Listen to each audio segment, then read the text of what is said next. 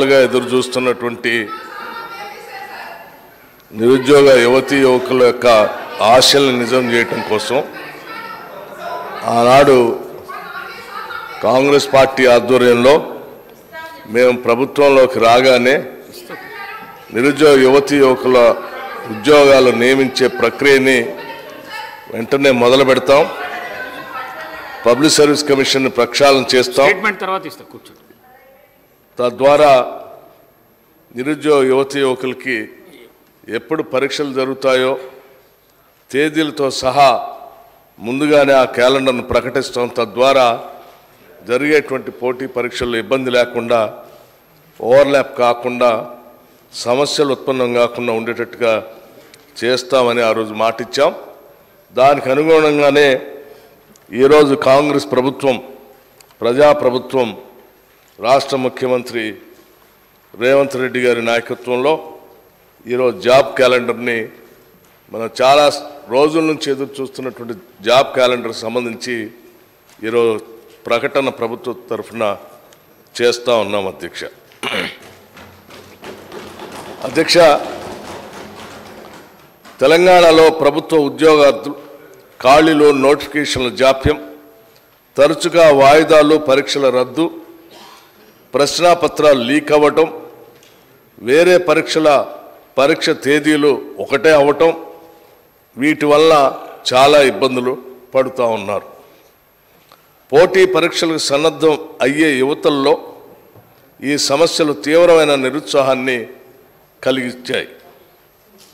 గత ప్రభుత్వ పాలనలో తెలంగాణ పబ్లిక్ సర్వీస్ కమిషన్ సరైన నిర్వహణ లేని కారణంగా 2 సార్లు గ్రూప్ 1 పరీక్ష రద్దు అయింది.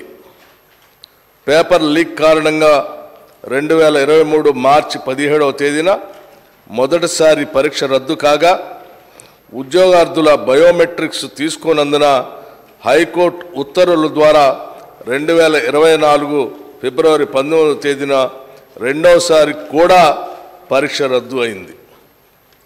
ప్రస్తుత ప్రభుత్వం ఇందిరమ్మ రాజ్యం అధికారంలోకి రాగానే ఈ సమస్యలను పరిష్కరించుకోవడానికి గౌరవ ముఖ్యమంత్రి గారి ఆధ్వర్యంలో తక్షణ కార్యాచరణ చేపట్టింది. సాగునీరు, పౌర సరఫరాల మంత్రి గారితో పాటుగా ముఖ్యమంత్రి గారు యూనియన్ పబ్లిక్ సర్వీస్ కమిషన్ పనితీరును అర్థం చేసుకోవటానికి కమిషన్ చైర్మన్ గారిని స్వయంగా సంప్రదించారు. నూతన చైర్పర్సన్, సీనియర్ సివిల్ సర్వెంట్స్ సభ్యులుగా నియమించడం ద్వారా తెలంగాణ పబ్లిక్ సర్వీస్ కమిషన్ని ప్రక్షాళన చేయటం జరిగింది. రిక్రూట్మెంట్ ప్రక్రియను సరళీకృతం చేయటానికి యూపీఎస్సీ మరియు కేరళ పబ్లిక్ సర్వీస్ కమిషన్ అనుసరిస్తున్న పద్ధతులు, విధానాలను అర్థం చేసుకోవటానికి సీనియర్ ఐఏఎస్ల అధ్యక్షతన 2 కమిటీలను ఏర్పాటు చేయటం జరిగింది. వారి నివేదికల ఆధారంగా వారి సూచనలను ప్రభుత్వం అమలు చేస్తుంది. నూతన నోటిఫికేషన్లు, పరీక్షలు ప్రభుత్వం పాత గ్రూప్ 1 నోటిఫికేషన్ రద్దు చేసి 60 నూతన ఖాళీలను జత చేస్తూ 563 ఖాళీల కోసం ఒక నూతన నోటిఫికేషన్ని జారీ చేసింది. ప్రిలిమినరీ పరీక్షకు 3,02,172 మంది అభ్యర్థులు హాజరవగా పరీక్ష సజావుగా జరిపించాం. ఫలితాలను కూడా ఇదివరకే ప్రకటించడం జరిగింది. మెయిన్స్ పరీక్షలు అక్టోబర్ 21వ తేదీ నుండి 27వ తేదీ వరకు షెడ్యూల్ చేయటం అయింది. 1,45,368 మంది దరఖాస్తుదారులు హాస్టల్ వెల్ఫేర్ ఆఫీసర్స్ పరీక్షకు, 1,06,263 మంది దరఖాస్తుదారులు డివిజనల్ అకౌంట్స్ ఆఫీసర్స్ పరీక్షలకు హాజరవ్వగా పరీక్షలు విజయవంతంగా నిర్వహించడం జరిగింది. వివిధ రాష్ట్ర ప్రభుత్వ శాఖల్లో 32,410 మంది యువతకు నియామక ఉత్తర్వులను జారీ చేయటం కూడా జరిగింది. అదనంగా 13,505 ఉద్యోగ ఖాళీల భర్తీకి అనుమతులను కూడా ఇవ్వటం జరిగింది. 11,062 ఖాళీలతో టీచర్ రిక్రూట్మెంట్ కోసం డిఎస్సి పరీక్షను ప్రకటించడం అయింది. పరీక్షలు 2024 జూలై 18వ తేదీన ప్రారంభమై 2024 ఆగస్టు 5వ తేదీన ముగుస్తాయి. 435 సివిల్ అసిస్టెంట్ సర్జన్ ఉద్యోగాల ఖాళీల భర్తీకి ఎంఎన్జే క్యాన్సర్ ఆసుపత్రిలో 45 అసిస్టెంట్ ప్రొఫెసర్ ఉద్యోగాల ఖాళీల భర్తీకి నూతన నోటిఫికేషన్ జారీ చేయడం కూడా జరిగింది.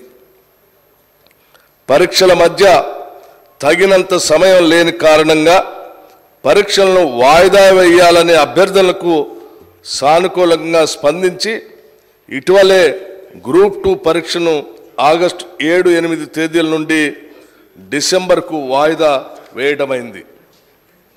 రాష్ట్రంలో అనేక రిక్రూట్మెంట్ ఏజెన్సీలు ప్రభుత్వ ఉద్యోగ నియామకాలు నిర్వహిస్తున్నందున పరీక్షా తేదీల మధ్య కావలసిన సమయం లేకపోవటం వల్ల దరఖాస్తుదారులు తీవ్రమైనటువంటి ఒత్తిడికి గురవుతూ ఉన్నారు. యూపీఎస్సీ మాదిరిగా పరీక్షల రద్దు లేదా వాయిదాలు అనేవి లేకుండా అట్టి సమస్యలను నివారించడానికి పరీక్షల మధ్య సరిపడ ప్రిపరేషన్ సమయం ఉండేలాగా టీజీ, పిఎస్సి మరియు ఇతర రిక్రూట్మెంట్ ఏజెన్సీలు ముందుకు పోతూ ఉన్నాయి.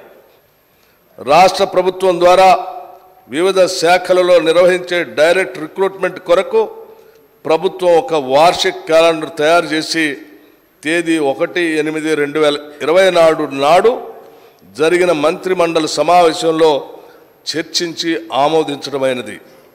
ఈ తెలంగాణ జాబ్ క్యాలెండర్ను గౌరవ సభ్యుల సమాచారం కొరకు తెలియజేయడమైనది. ఈ తెలంగాణ జాబ్ క్యాలెండర్ 2024-25 సంబంధించి గౌరవ సభ్యులందరికీ కూడా సర్క్యులేట్ చేయడం కూడా జరిగిందని ఈ సందర్భంగా మీ అందరికీ తెలియజేస్తా ఉన్నాను. అధ్యక్ష, ఇది స్టేట్మెంట్ మాత్రమే. స్టేట్మెంట్ సంబంధించి డిస్కషన్ ఏమి ఉండదు. మిగతా షార్ట్ డిస్కషన్ సంబంధించినటువంటి అంశం జరుగుతూ ఉంది, దాన్ని కంప్లీట్ చేయండి. నాట్ రైట్ కాదు సార్. అధ్యక్ష, ఇది రైటే. మీకు కావాలంటే నేను రూల్ పొజిషన్ కూడా కోట్ చేస్తాను.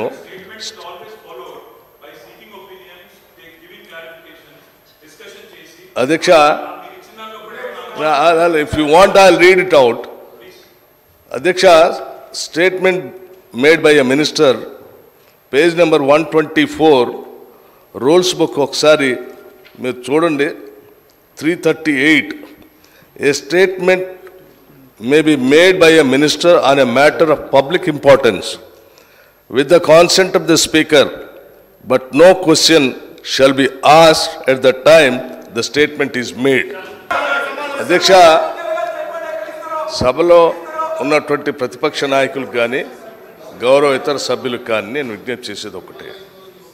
ఈ జాబ్ క్యాలెండర్ మేము డేట్తో సహా మీ అందరికీ సర్క్యులేట్ చేశాము.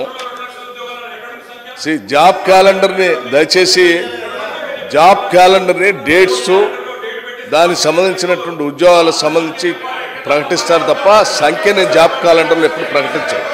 సంఖ్యని నోటిఫికేషన్ ఇచ్చేటప్పుడు ప్రకటిస్తారు. దయచేసి సభ్యులు నేను అర్థం చేసుకోవాల్సిందిగా చెప్తూ, నాకు ఈ లోపల కౌన్సిల్లో కూడా ఒక బిల్ని నిన్న ఇందా పాస్ చేసిన బిల్ని అక్కడ కూడా ఈరోజు చివరి రోజు కాబట్టి అక్కడ పోయి బిల్ ప్రజెంట్ చేసి రావాలి. ఈ లోపల షార్ట్ డిస్కషన్ మిగతా సబ్జెక్ట్ నడుస్తూ ఉంది.